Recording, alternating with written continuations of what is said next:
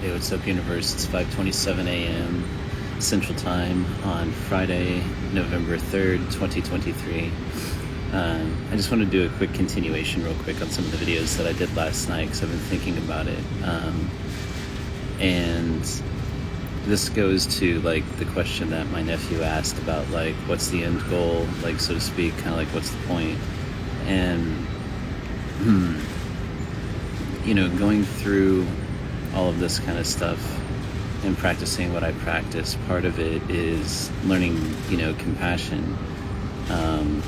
It's about seeing myself and the other, and that goes back to that creation triangle that I have pinned on my Instagram account here. And it's to talk about like last night, like regarding my sisters or my mom or any of the energy that I may have experienced. Around the choices that I've made and how I live my life. I understand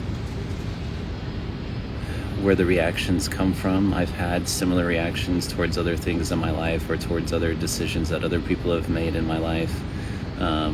So I have a connection, like I understand that. I know what that feels like. I know where that comes from. And again, like that's part of the reason I don't judge it, is because I have been that way before. That I see myself in that because I've lived that pattern before. And so I give myself compassion, I give myself grace, and because of that, I give my mom and my sisters grace. I have boundaries around that now. Like I don't tolerate that kind of energy because I don't tolerate that energy within myself either.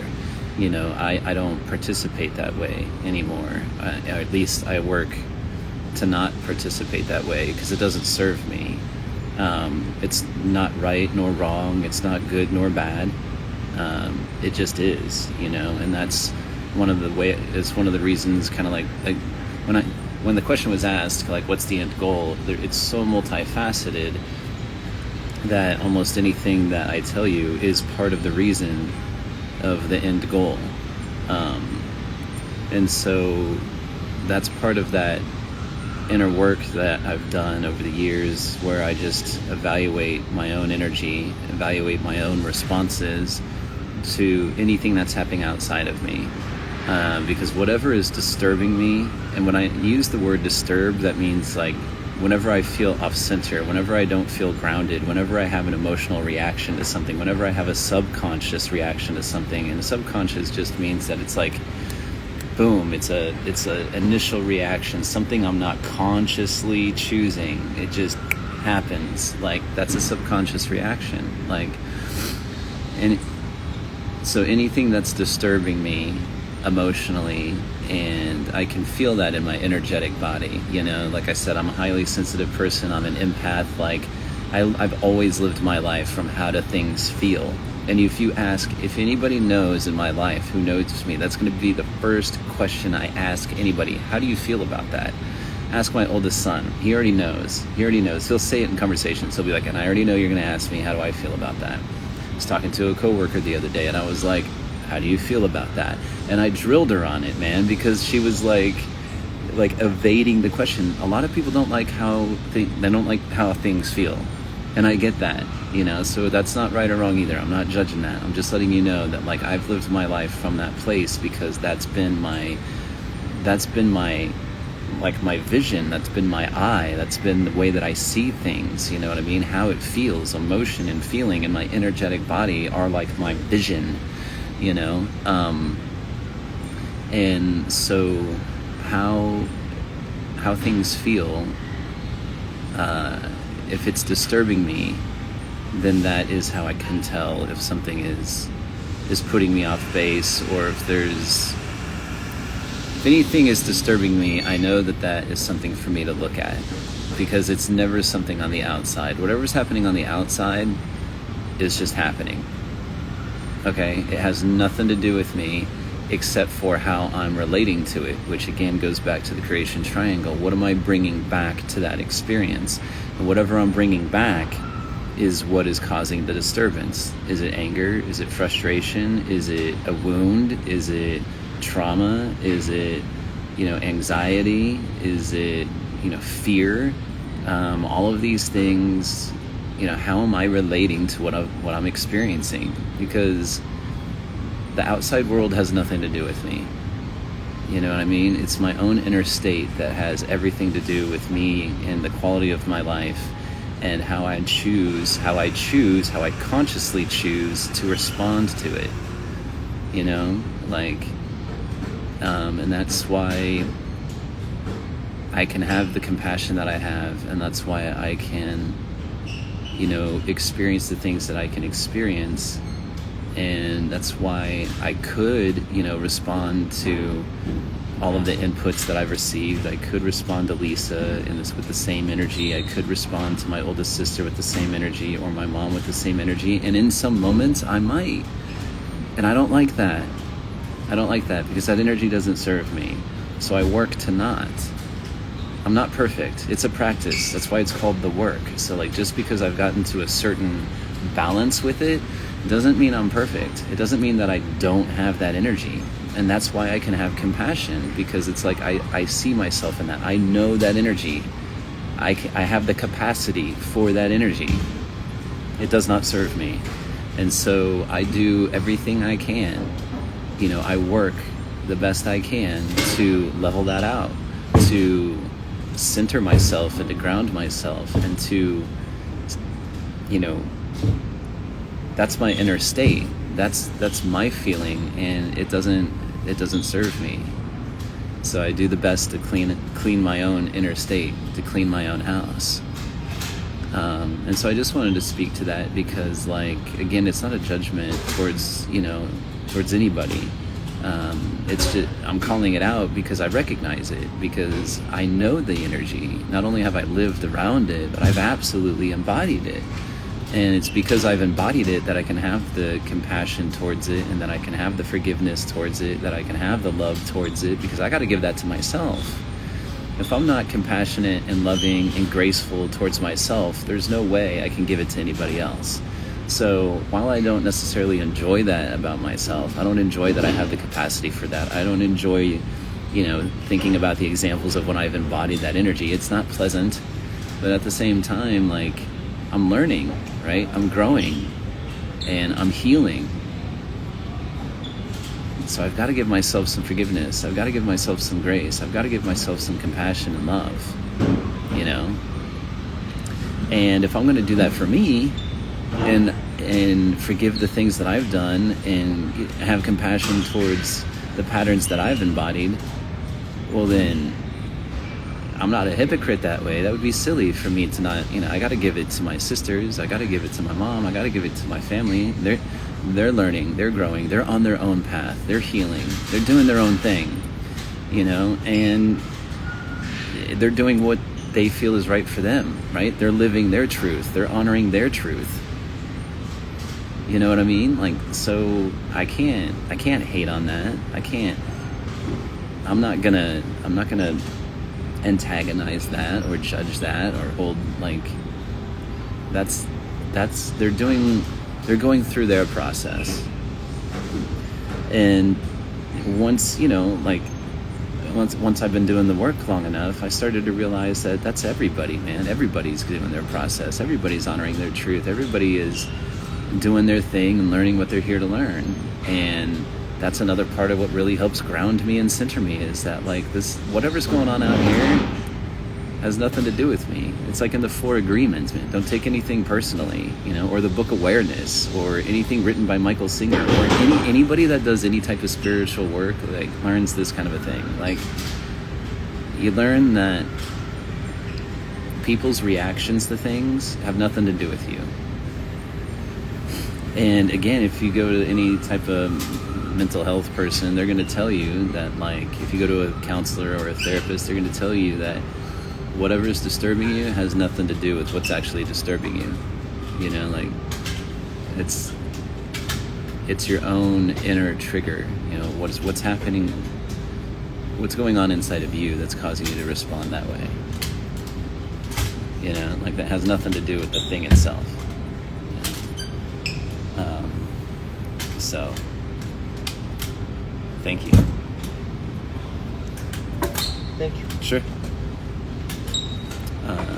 And so I just wanted to call that out because I felt like it was important to acknowledge that, even though I was calling it out last night, my intention wasn't to be antagonistic. My intention wasn't meant to come from a place of judgment. Because the other thing I've learned too, like when it comes to like the energy, like I did judge it last night where I was like, oh, that's kind of shitty energy to have. Like, it's like you're wanting somebody to fail, right? Because I've embodied that energy too, where I've just wanted to be right, and I had to learn really, like a really bitter lesson that being right doesn't matter. You know what I mean? It doesn't matter. The only thing that cares about being right is my ego. That's the only thing that cares about being right. And even though I have been right like 1,000 times, it didn't matter. It didn't matter. You know what I mean? It didn't matter. So, again, like, I understand, like, it's a mixed bag, like, as far as where all of that was coming from. I know that the people in my life, care for me and they love me, and there's fear and there's concern and there's worry, there's anxiety, there's all sorts of, like I said, it's a mixed bag of emotion and input and where all of it's coming from. So there's a lot at play. And I can have compassion around that. That's what I'm saying, because I've been through that in my own ways, in my own journey, and that's part of the reason you'll hear me say in my videos, it's like, I know how this looks. I'm the one living it, and that's why I try to, like, as I'm going through the process, at least before, where I would call out, be like, I'm a logical person, like, I'm a spiritual person. Logic and faith, like, these are two different sides of the same coin, you know what I'm saying? And so I've always tried and attempted to illustrate that, like, I can understand where people are coming from, and both sides are valid. These seemingly opposing sides, but it's not mutually exclusive. Like, this is a classic example of, like, where two seemingly opposing sides are not mutually exclusive. Like, they are both valid at the exact same time. You know what I mean? And it's going through that type of reconciliation of that paradox, that learning to have compassion, learning what love is, seeing myself in the other, like, learning to get grounded in, like, these paradoxes. Again, that's part of the reason. What's the point? What's the end goal? And to be ultimately, it is freedom, and it's freedom of being, freedom from being disturbed. You know what I mean? It's not just the freedom of, like, some of the sovereign stuff that I'm doing or whatever. Like, it is to walk through life being completely as undisturbed as possible, because life has a lot of disturbing things in it, right? Honestly, like, I think that's part of one of our, at least I know it's one of my lessons, is to, like, learn to reconcile what's disturbing me. Because again, the way that I've lived my entire life is from that energetic vision, and it feels awful to be disturbed. I still get disturbed, like, it's a practice. I'm never going to be perfect at it. I'm just going to keep working at it. And so I just wanted to speak to that because I felt like all of that was important. I do want to acknowledge David sent me a couple of texts this morning, and he wanted to say that, he connected with where I was at on the 27th. He's like, I didn't realize when we were talking yesterday that it was, where it was at. And he offered himself to be support as well, and I appreciate that. And I want to say that as when I was talking to Ken on the 29th, there was just this real connection. That conversation I had with Ken really felt divine, and it felt like I was being spoken to through Ken. And one of the things that really touches me is when I was talking to Ken, I was like, yeah, man, these peaks and valleys, like these extremes, right? I was like, I'm ready for that stability. And I'm telling you that I've been calling in stability through intentions for a little bit now. And Ken, whatever came through Ken, he's like, I really don't think you're going to have to deal with that anymore. He's like, I really don't think that that's going to be part of your... I forget exactly how he worded it, but he was just basically like, I know... He basically said, I don't think you're going to have to deal with that anymore.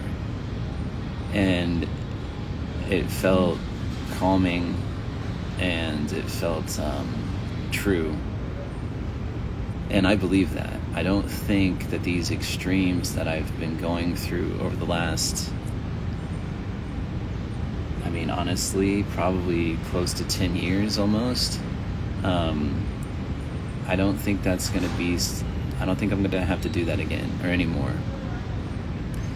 I can't tell you the why, okay? I can't tell you the reason for this stuff because, again, I'm not God. I'm not the universe. I don't know the divine design. All I can do is acknowledge that there were countless lessons learned. And that's one of the things Molly McCord talks about in that latest podcast, is that even the darkness on the 27th, lessons learned, like... I'm a firm believer that experience is the best teacher, and that we experience the things we need to experience for the lessons that we need to learn. The universe participates with us, and it gives us what we need. It gives us what we need. And I believe that. I'm convinced of that. And I'm grateful for that. Even though in the moment it may feel and look like shit. It's what is needed, which is part of the reason I go on and on about, I don't know what your path is, I don't know what your truth is, I don't know what the divine design of your life is, so I'm not going to judge it. I'm not going to call it right or wrong, good or bad, because it's obviously what you need. That's why I can go back to my sisters and everything I've experienced, and I give myself grace and compassion and be like, I don't know what your truth is. I don't know what your path is. Obviously, you need to experience this. You need to feel those feelings. You need to express what you're expressing. That needs to happen. I need to receive that. You know what I mean? And I'm not looking to control any of it. You know what I mean? Because it's all part of the divine design. And when I approach life that way, I'm way less disturbed. I'm way less disturbed, man. It feels so much better to live this way. So that's why I do it. And it's not just for me. Again, that creates... Do you know what it's like to... do you know how many people feel safe around me because I can actually embody that? The woman that I was working with, and when she was feeling her darkness, she couldn't just open up to anybody and connect with just anybody about that. The kind of stuff that Reese and I healed, we couldn't just connect with anybody and open these things up with just anybody. Do you know how many counselors people go to before they find anybody that they can actually open up with? There's people that go to therapy that can't get the help they need because they're not connecting with the therapist in a safe way to actually get into some of the stuff they need to get into.